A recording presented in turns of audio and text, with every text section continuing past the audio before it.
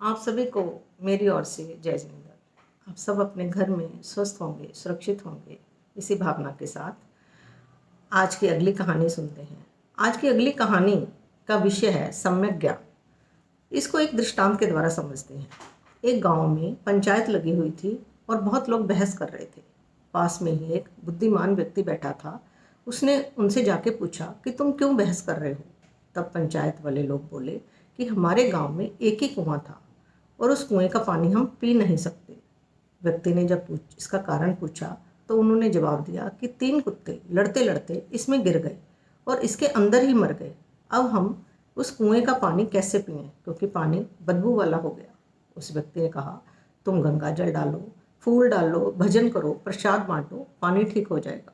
लोगों ने ऐसे ही करा। 8-10 बाल्टी गंगा जल डाली, फूल डाले, इत्र डाला, प्रसाद बांटा, सुगंधित सब कुछ डाल दिया, लेकिन पानी में बदबू नहीं गई। वो फिर उस व्यक्ति के पास गए कि बदबू तो गई नहीं।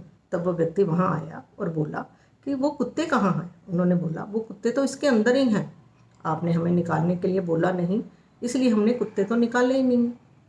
व्यक्ति बोला, जब तक कुत्ते बाहर नहीं निकलेंगे पानी की बदबू खत्म नहीं होगी। ये कहानी उस गांव की नहीं, हमारे आत्मा रूपी गांव की है, जिसके अंतःकरण में क्रोध, मान, माया, लोभ कषाय गिरे हुए हैं।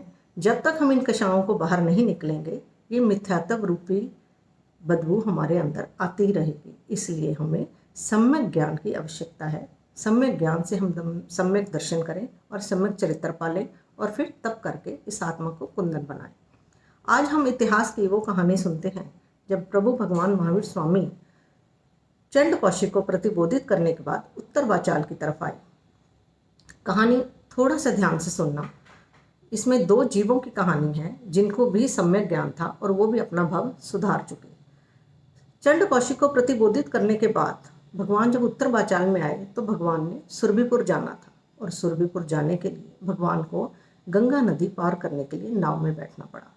सिद्धरथ नाविक की उस नाव में शेमिल नाम का एक ब्राह्मण बैठा था जो ज्योतिषी था। और अचानक से दाहिनी ओर से उल्लू के बोलने की आवाज़ आई तो वो नैतिक बोला कि आज तो मरणांतक कष्ट आएगा, लेकिन इस महात्मा की वजह से हमारा बाल विवाह का नहीं होगा। भगवान ने त्रिपृष्ठ वासुदेव में एक शेर को मारा था और उसी शेर ने सुदंष्टर नाम का देव बना वो नाग निकाय में। पूर्व भव का बैर जागृत हुआ और उसने आके समुद्र में तूफान ला दिया और नाव को पलटने की कोशिश करी। तभी संबल और कंबल नाम के 2 देव आए और उन्होंने उसको प्रतिबोधित करा कि तुम ये क्या कर रहे हो, ये भावी तीर्थंकर हैं, 3 लोक के नाथ हैं। और वो सुंदरष्टर को वहाँ से भगा दिया। अब ये कंबल और संबल कौन है? ये कहानी आज उन्हीं की कहानी है।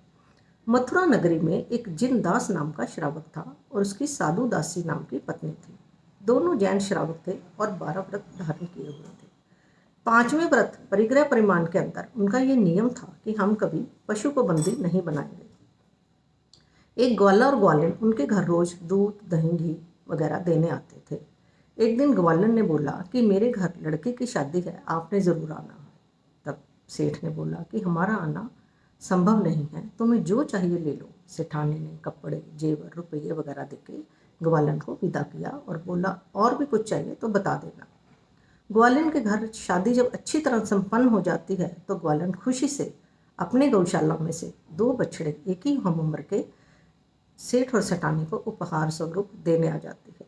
सेठ के मना करने पर कि हमारा पशु पालने का नियम है तो सेठानी कहती है, नहीं, अगर हमने इनको वापस भेज दिया तो बड़े होकर इनको बोझ ढोना पड़ेगा और ये दुख का कारण बन जाएगा, हम इनको पाल लेते हैं। और वो दोनों उनको अपने घर में रख लेते हैं। सेठ एक सम्यक दृष्टि का श्रावक था और सेठानी भी, इसलिए वो प्रासुक जल पीते थे और अष्टमी 14 पक्की को पोषद भी करते थे। धीरे धीरे उनको देखकर बछड़ों में भी इतनी समझ आ गई और वो भी प्रासुक जल पीते थे और अष्टमी 14 पक्की को कुछ भी नहीं खाते थे। धीरे धीरे वो बड़े बैल बन गए और उनमें वो सारे संस्कार आ गए जो उस सेठ और सेठानी में थे। एक दिन सेठ का दोस्त बिना अनुमति लिए उन दोनों बैलों को अपने साथ ले गया और भार ढोने लगा। उन दोनों बैलों को ना तो भार ढोने की आदत थी और ना बंधने की आदत थी। जब इतना भार ढोया और इतने में बारिश आ गई, कीचड़ आ गया और वो बैल दलदल में फंस गए। जब बड़ी मुश्किल से उन्होंने अपने आप को निकाला तो उनकी रीढ़ की हड्डी टूट गई। उन घायल बैलों को लेकर वो जिनदास के पास आए तो जिनदास की आंखों में आंसू आ गए। वो उनका दुखी हृदय से उसका दिल रो पड़ा कि मेरे बैलों का क्या हाल हो गया। तब जिनदास ने उनको धीरज बंधवाया और अनशन करवाया, यानी कि संथारा, और नवकार मंत्र का शरणा देकर उनको क्षमा भाव से उनको मृत्यु को वो प्राप्त हुए और वही चलकर नाग निकाय में संबल और कंबल नाम के देव बने। एक अच्छा श्रावक अपने पशु को भी सम्यक ज्ञान दे सकता है। फिर हमें तो महावीर स्वामी का दिव्य दर्शन सूरज है, गुरु है, तो हमें अपना सम्यक दर्शन ये बचा के रखना है, सम्यक ज्ञान बचा के रखना है मिथ्यात्व के चोरों से। और हमें अपनी आत्मा को जितना मर्जी हम पूजा कर लें, जितना मर्जी हम तीर्थ यात्रा कर लें, जितना मर्जी हम धूप अगरबत्ती कर लें, इससे हमारी आत्मा का कल्याण होने वाला नहीं। जब तक हम क्रोध मान माया लोभ के कषाय को निकालकर आत्मा के गुण अहिंसा, सत्य और करुणा को अंदर नहीं भर लेते, तब तक हमारा इस आत्मा का कल्याण नहीं हो सकता। आओ हम भी सम्यक ज्ञान को बचा के रखें मिथ्यात्व के चोरों से और भगवान महावीर से अपने वीतराग देवों पर श्रद्धा रखें और नवकार मंत्र का शरणा रखें। Thank you so much.